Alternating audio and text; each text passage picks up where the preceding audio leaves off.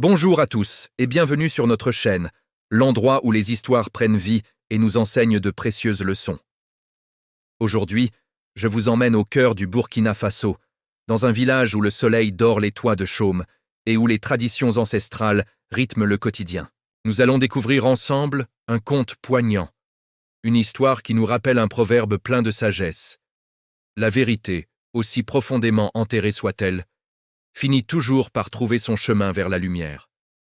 Imaginez un village paisible, soudé par des liens que l'on croit indestructibles.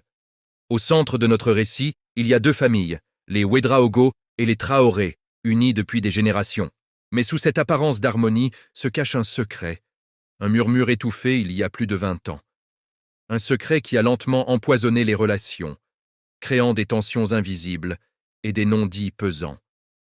Ce fardeau est porté par Adama, l'aîné des Ouédraogo, un homme respecté mais dont le regard trahit une âme tourmentée. Il est le gardien d'un mensonge qui a bouleversé des destins sans que personne ne le sache. Dans ce village, vivait autrefois une jeune femme nommée Bintou. Sa beauté et sa joie de vivre illuminaient les journées de tous.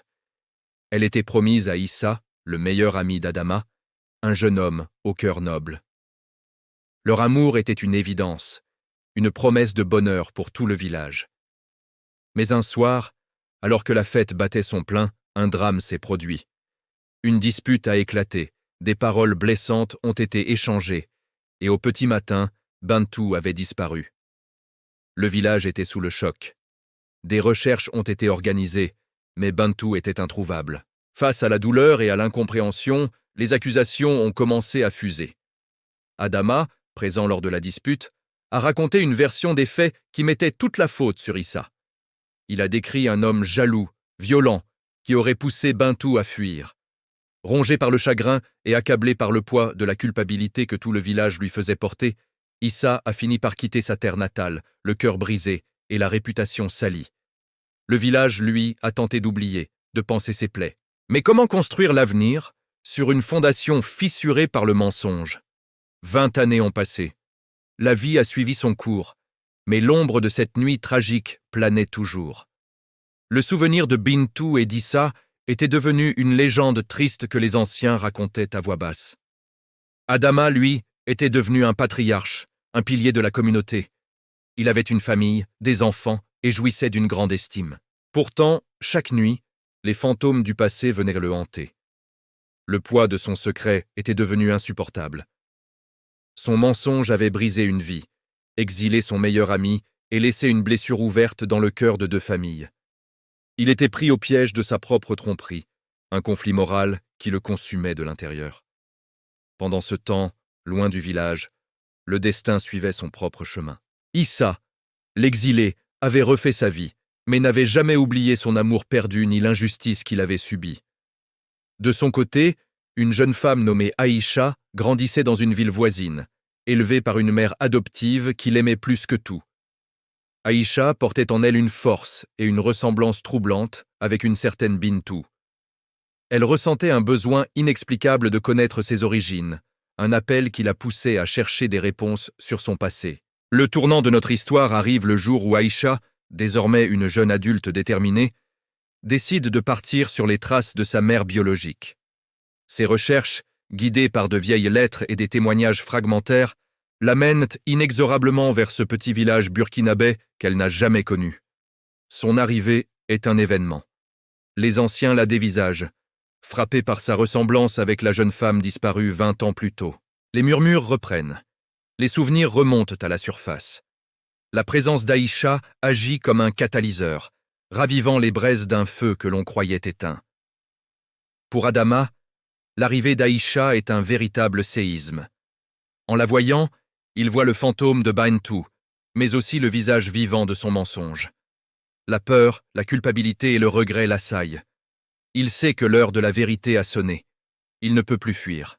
La communauté, sentant que quelque chose d'important est sur le point de se produire, se rassemble autour de l'arbre à Palabre, ce lieu sacré où les conflits se règlent et où la sagesse des ancêtres est invoquée. La tension est palpable. Tous les regards sont tournés vers Adama. Devant les anciens, sa famille Et Aïcha, Adama, la voix brisée par l'émotion, commence son récit. Il avoue tout. Il raconte la vérité sur cette fameuse nuit.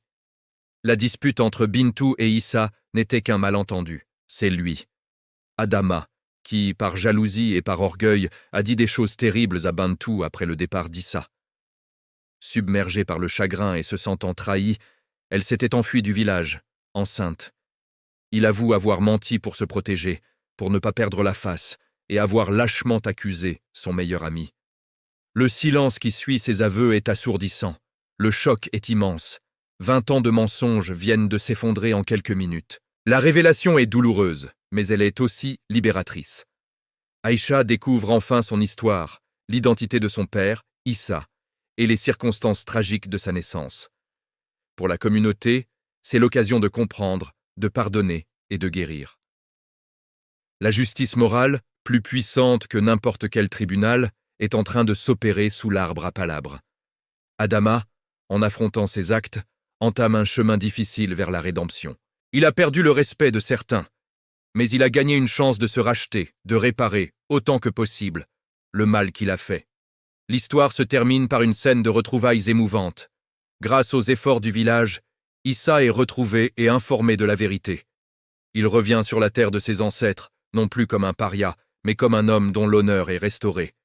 Il rencontre pour la première fois sa fille, Aïcha. Leurs larmes ne sont pas seulement des larmes de tristesse pour les années perdues, mais aussi des larmes de joie et d'espoir pour l'avenir. Le village, guéri de sa vieille blessure, peut enfin regarder vers l'avant, plus fort et plus sage. Les familles Ouedraogo et Traoré, autrefois divisées par un mensonge, entament un processus de réconciliation, prouvant que les liens du cœur sont plus forts que les erreurs du passé. Ce conte burkinabé nous enseigne une leçon universelle. Il nous montre que le mensonge, même s'il offre un abri temporaire, finit toujours par s'écrouler, causant plus de dégâts que la vérité la plus difficile à avouer. Il nous rappelle l'importance de l'honnêteté, du courage et du pardon pour maintenir l'harmonie au sein d'une communauté et en nous-mêmes. La vérité a un pouvoir de guérison immense. Elle seule permet la rédemption et la véritable transformation personnelle. J'espère que cette histoire vous a touché et inspiré. Elle est un magnifique exemple de la sagesse traditionnelle africaine qui continue de nous guider aujourd'hui. Qu'en pensez-vous? Quelle est la leçon la plus importante que vous retenez de ce récit? Partagez vos réflexions dans les commentaires. J'ai hâte de vous lire. N'oubliez pas de liker la vidéo si elle vous a plu et de vous abonner pour ne manquer aucune de nos prochaines histoires. Merci de votre écoute et à très bientôt.